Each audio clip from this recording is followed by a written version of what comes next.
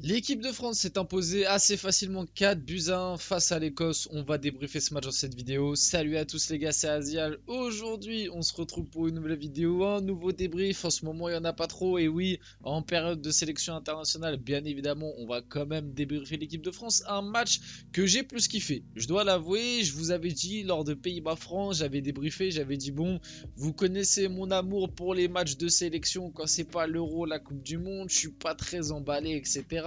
Le Pays-Bas-France, bon, il n'y a pas eu une grande adversité. La France a été tranquille. Bon, tu me diras ce soir, il n'y a pas eu une grande adversité aussi. Pourtant, l'Écosse, quand même, une équipe qui est qualifiée pour l'Euro déjà, qui a fait un plutôt beau parcours dans son groupe de qualification. Bon, c'est vrai que ce soir, ils n'ont pas montré grand-chose, ou en tout cas pas grand-chose de très intéressant et rassurant. Après, si je me trompe pas, on va pas commencer à les enterrer parce que il y avait eu un petit peu de turnover, peut-être qu'il y avait eu la décontraction du fait qu'ils soient qualifiés. Bref, plein de choses qui peuvent expliquer cela. En tout cas, match un petit peu plus sympa ce soir. Déjà, il y a 5 buts, donc tu vois, ça fait plaisir, ça fait toujours plaisir quand tu vois un match de foot où il y a des buts. Il y a eu des actions, on a vu une belle équipe de France, honnêtement, un beau match de l'EDF encore ce soir. Le dernier match amical, c'était pas aussi bien passé, on s'en rappelle, c'était Allemagne-France où il y avait eu défaite de buts 1. Donc ça fait plaisir, on a vu une belle équipe de France, des belles individualités, on va en parler. Pas mal de choses à voir dans ce débrief comme d'habitude. Avant qu'on rentre dans le vif du sujet, dans le débrief, n'hésitez pas à liker, commenter, partager et vous abonner. Vous connaissez un petit peu la formule quand je fais des débriefs pour ceux qui connaissent pas. J'aime bien montrer un petit peu les images des buts. Vous voyez, on va passer juste après. J'aime bien montrer un petit peu les images des buts. On parle un peu des joueurs. Voilà, un petit débrief plutôt sympa. Donc n'hésitez pas, petit like et tout. L'équipe de France, du coup, c'est quand même imposé assez largement, mais ça n'avait pas si bien démarré que ça. À la 11e minute de jeu, l'Écosse va surprendre un petit peu l'équipe de France, même si c'est vrai que finalement, je pense que c'est un mal pour un bien qu'il y ait eu ce premier but écossais parce que le début de match de l'EDF, je le sentais pas. Je vous dis la vérité, le début de match, je sentais une équipe de France relâchée. Pas, tu vois, je sentais parce que l'Écosse, mis à part ce but-là, a été très inoffensive. Je pense que c'est le mot, a été vraiment quasiment pas dangereux. Je crois quand même Mike Maignan te sort 2 arrêts à un moment sur une action. Sinon, il n'y a rien à se mettre sous la dent côté écossais. Le buteur côté Écosse, là, Adams, ça a été un match très compliqué pour lui, le pauvre. C'est pas des matchs évidents quand tu es numéro 9 et que tout le reste de ton équipe défend.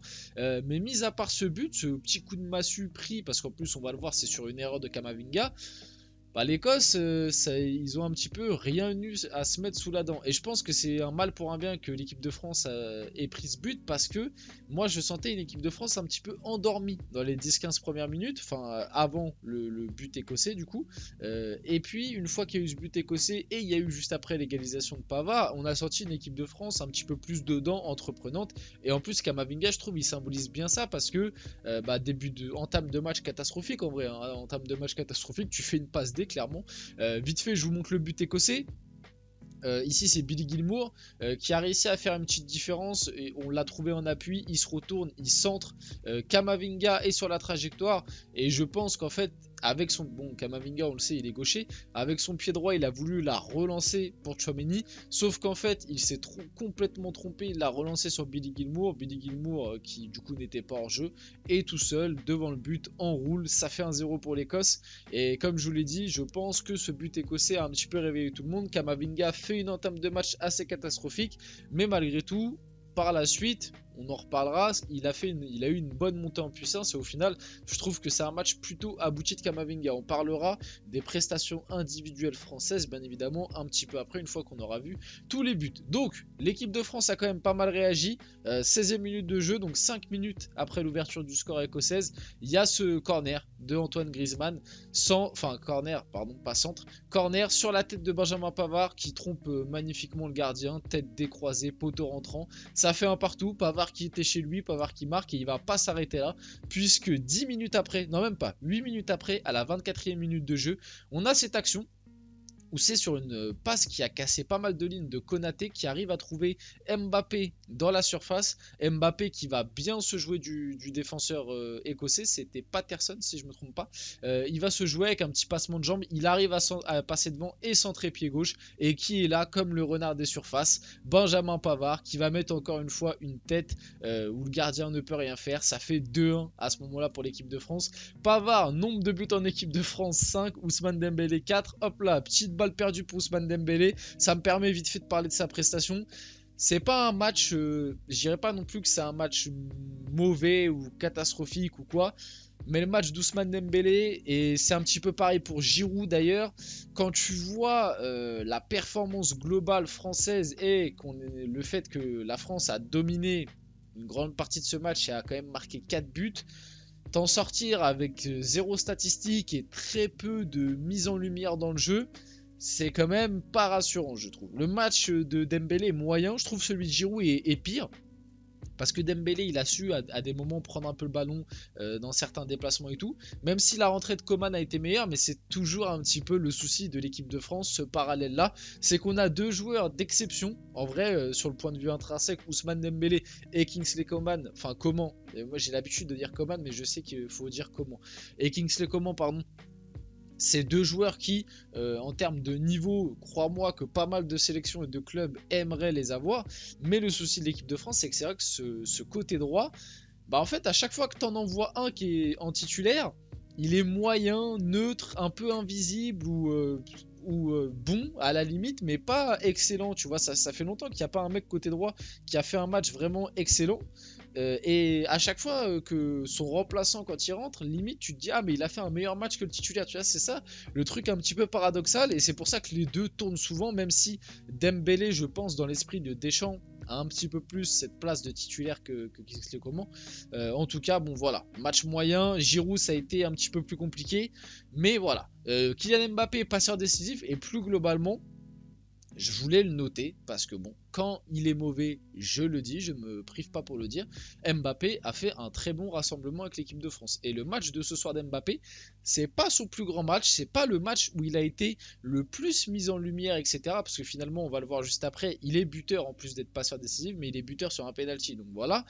Mais dans le jeu, dans ce qu'il a proposé dans le jeu, dans sa percussion. Sa manière de jouer avec le ballon, même sans ballon dans les appels, il a envoyé 2-3 fois des appels dans le vide et tout, ce qui on le sait du côté du PSG il ne le fait pas tout le temps pardon, même dans sa relation avec les autres et tout. Mbappé je l'ai trouvé très bon ce soir, donc vraiment un gros point positif. Je pense pas que c'est l'homme du match malgré tout, parce que bon, t'as Pavard déjà qui m'est doublé, et même moi j'ai beaucoup aimé le match de Griezmann. Griezmann a vraiment été très bon. Même Théo Hernandez ça a été pas mal. Théo Hernandez très solide aussi sur le côté gauche. Tchouaméni a aussi été très bon. Mais en tout cas, il fait partie voilà, de ce pool de joueurs qui peuvent prétendre à avoir été les meilleurs ce soir. Donc Mbappé, comme je l'ai dit, buteur sur penalty. Le penalty est très bien tiré. Un penalty obtenu par Olivier Giroud sur une faute, c'était sur un corner si je ne me trompe pas, ou un coup franc centré, où en gros Liam Cooper prend le bras d'Olivier Giroud et le pousse un peu. Le penalty honnêtement, ça se siffle, mais si ça n'avait pas été sifflé, ça n'aurait pas non plus été un scandale. Donc le penalty est donné et gentiment donné, je dirais. Je suis pas sûr que dans des matchs avec un peu plus d'intensité il soit donné, mais bref, en tout cas ça fait but pour Mbappé. Kylian Mbappé est impliqué dans 4 des 5 derniers buts avec l'équipe de France, donc voilà, rassemblement vraiment réussi, 3 buts, une passe D. Ensuite on passe du coup au 4e et dernier but de l'équipe de France. Le penalty d'Mbappé pardon, c'était juste avant la mi-temps, c'était à la 41e minute de jeu. Le but de Kingsley Coman, donc comme j'ai dit, qui a remplacé Ousmane Dembélé et qui a fait une bonne entrée. D'ailleurs Marcus Thuram aussi a fait une très bonne entrée, c'est lui qu'on voit juste là. Ça part d'un 1-2 avec Mbappé, c'est Mbappé qui lui met le ballon dans la profondeur. Marcus Thuram va être trouvé côté gauche, il va réussir à centrer. Au début c'est sur Antoine Griezmann, j'aurais été content honnêtement qu'il marque parce qu'il fait vraiment un très gros match et ça aurait pu bien féliciter sa magnifique prestation. Malheureusement ça touche la barre, ça revient sur Kingsley Coman qui va mettre une reprise de volée qui va partir en barre en 30. Ça fait 4-1 pour l'équipe de France. Coman, enfin comment, désolé, c'est vraiment une habitude. Je sais pas d'ailleurs, n'hésitez pas à me dire vous, comment vous le dites dans les commentaires, mais lui en tout cas, je me rappelle dans une interview, il avait dit que c'est Kingsley Coman, que ça se dit, mais que ça ne dérangeait pas que les gens disent Coman. Mais bon, par respect, on va quand même dire comment. A inscrit son premier but avec les Bleus depuis le 17 novembre 2020 contre la Suède. Donc c'est exactement ce que je vous disais. Ça un petit peu valide mon argumentaire de juste avant. Le côté droit, tu as deux joueurs qui sont très bons, qui ont des très bons niveaux, Ousmane et Kingsley Coman. Mais le problème c'est que les deux quand ils sont titulaires, voilà, c'est moyen, moyen pas ouf. Et puis quand il y a l'autre qui rentre, tu te dis ah c'est pas mal, c'est mieux que celui qui était titulaire. Et puis du coup tu rééchanges. Et puis voilà, c'est un éternel recommencement. Malgré tout, les deux restent quand même satisfaisants avec l'équipe de France. Ça reste un problème de riche. Les résultats de l'équipe de France quand Kylian Mbappé est capitaine au coup d'envoi, 7 matchs, 7 victoires. Voilà. Mbappé Capitana, on l'a beaucoup décrié. Finalement, est-ce que c'était pas ça le secret de la victoire, de la réussite en équipe de France? Non, plus sérieusement, bah écoutez... Le mandat de capitaine de Kylian Mbappé se passe plutôt bien du côté de l'EDF. Pour finir la vidéo, vite fait parler un petit peu des prestats individuels. J'ai pas grand chose de plus à dire sur le match. L'équipe de France a été en maîtrise.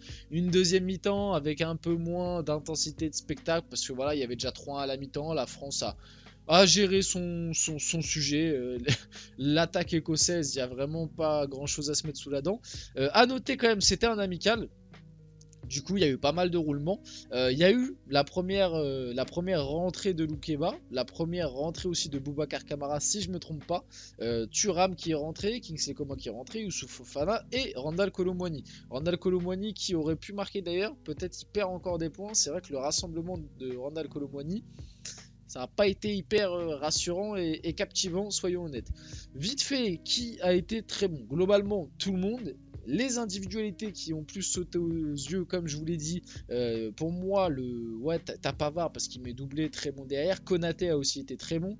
Théo Hernandez, Tchouaméni, Mbappé, Griezmann. Moi, ce serait vraiment ces joueurs-là qui ont été, on va dire, qui ont été dans un très bon soir. Après, le reste, un petit peu plus moyen bon. Voilà. Genre un Klose, il fait un bon match, mais je l'ai trouvé un peu moins bon que face aux Pays-Bas. Ousmane Dembélé c'est moyen plus. Giroud on l'a pas trop vu. C'est pas un match très performant on va dire d'Olivier Giroud. Mike Maignan pareil pas trop vu. Malgré tout il prend un but donc c'est dommage même s'il peut pas faire grand chose mais bon voilà. Donc voilà un petit peu et Kamavinga l'erreur au début mais après il a su remonter et faire un très bon match. On arrive sur la fin de cette vidéo là, sur la fin de ce débrief. J'espère qu'il vous a plu. Si c'est le cas n'hésitez pas à liker, commenter, partager et vous abonner. C'était Azial et on se retrouve très rapidement pour un prochain débrief.